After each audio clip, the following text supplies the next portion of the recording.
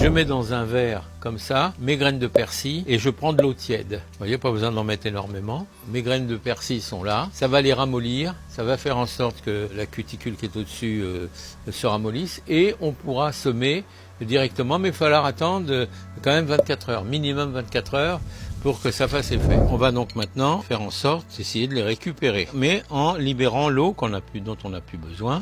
Alors j'ai une petite passoire, vous voyez, je mets dedans et puis j'essaie de faire partir le maximum d'humidité parce que maintenant on n'en a plus besoin. Pour les assécher vraiment correctement, on va les mettre sur un papier essuie-tout, vous voyez. Donc elles vont être là, elles vont quand même sécher un petit peu. Alors si mon essuie-tout est pas assez épais, on peut le mettre en plusieurs couches.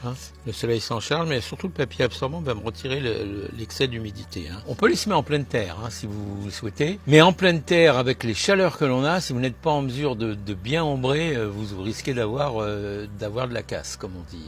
Alors l'avantage de ces jardinières, c'est que qu'elle soit quand même assez profonde, parce que le persil a une racine pivotante un peu longue. Donc on va les mettre comme ça, et puis on va commencer à les semer directement là. L'avantage, c'est qu'on peut les déplacer. Vous voyez, c'est pas la peine après le semis de les mettre en pleine canicule. On recouvrira d'un petit peu de terreau, mais vraiment pas grand-chose. Tout l'hiver, vous pouvez, et vous aurez du persil qui sera à portée de main sur une fenêtre, tout près de la cuisine.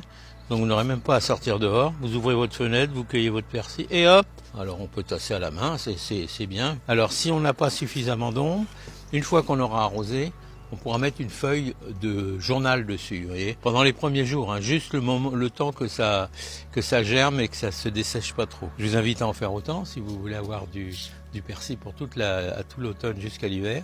Et puis vous pouvez renouveler le traitement régulièrement si vous voulez. En attendant, souriez, vous jardinez.